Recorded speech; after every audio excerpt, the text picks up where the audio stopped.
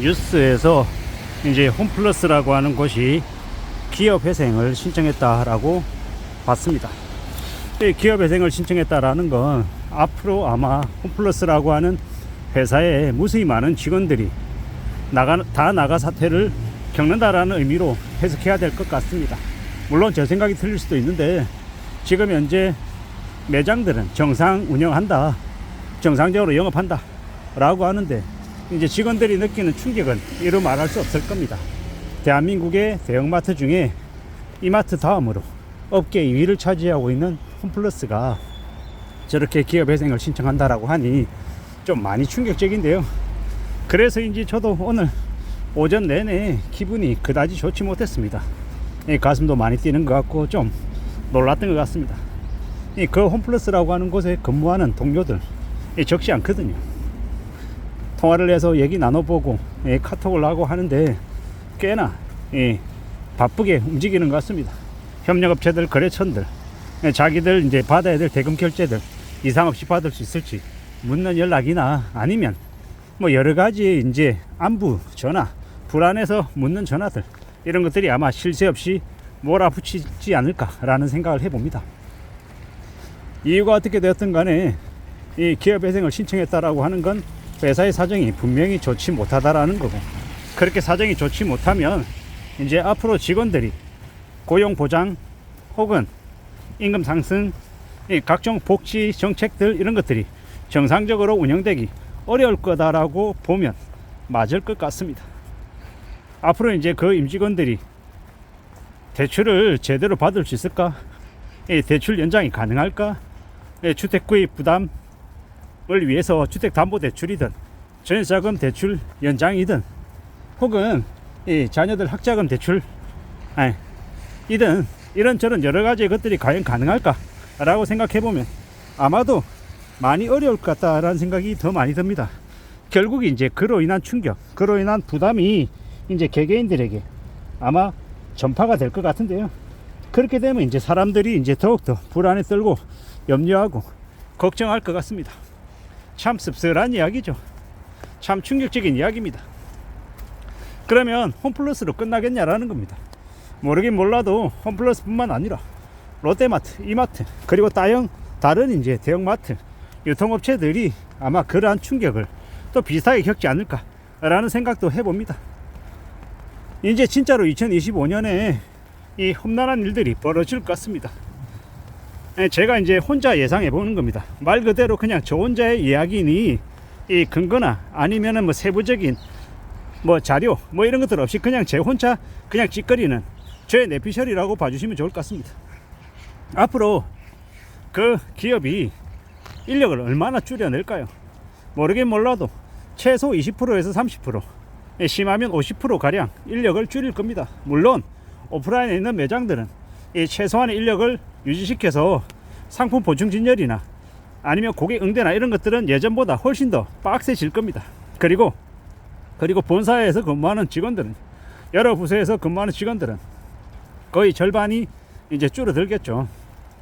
2명 할 일이 1명으로 줄어들 것 같다라는 게 저의 생각입니다.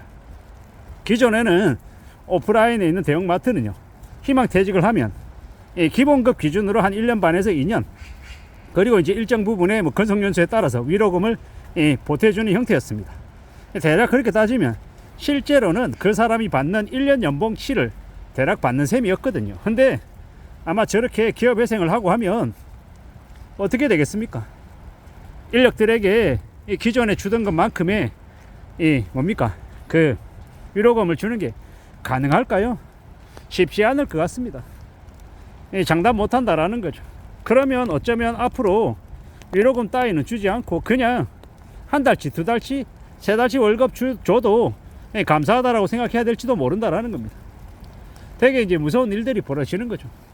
공고사직하고 그걸 거부하는 사람들은 또 다른 부서로 TF 조직 만들어서 전배시킬 것이고, 거기서 살아남지 못하게 계속해서 압박 면담하고 언제 나갈 거냐라고 얘기하고 여러 가지 이제 이 법을 교묘히 이렇게 넘나드는 그런 이제 여러 가지 행동들을 내보이겠죠. 그러면서 아마 최대한 압박하고 부담을 줘서 아마 대거 인력을 줄이는 쪽으로 방향을 잡을 것 같습니다. 일반적인 회사 상황이다라고 하면 부당해고다 아니면 뭐 여러 가지 이유로 거부하고 버티고 하는 게 가능하겠지만, 저렇게 회사가 기업회생을 신청하고 전 국민들이 다 알 정도로 사정이 안 좋다라고 이야기하면요, 인력을 대폭 줄이는 쪽으로 방향을 잡아도 쉽게 개개인들이, 직원들이 그러한 결정을 반하는 행동들을 하기가 어려울 것 같다라는 게 저의 생각입니다. 참 씁쓸하죠. 참 안타깝고 참 놀라운 일들입니다.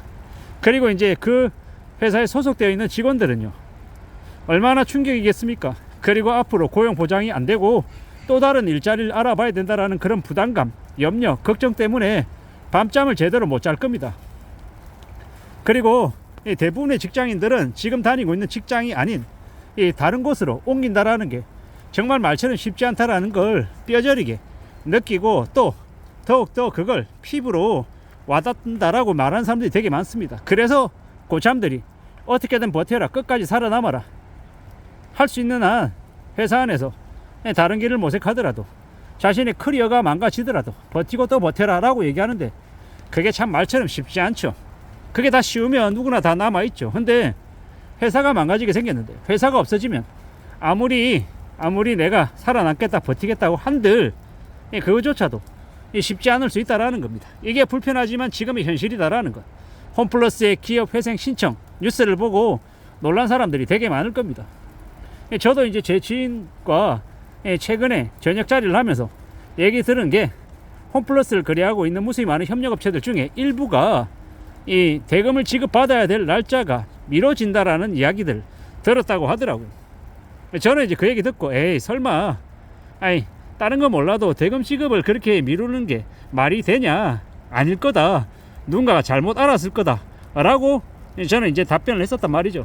근데 지금 와서 보니까 어쩌면 그게 신호였나 봅니다.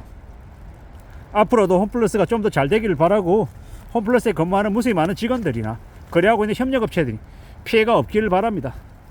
이 홈플러스가 이 IMF 이후에 대형마트의 이 넘버 3, 이마트, 홈플러스, 롯데마트, 이 세 개 이제 기업들 중에서 그래도 2등을 했던 되게 상징적인 의미가 있는 회사입니다. IMF 이후에 이 많은 사람들의 이 소비를, 이 알뜰한 소비를 도와주던 곳이었단 말이죠.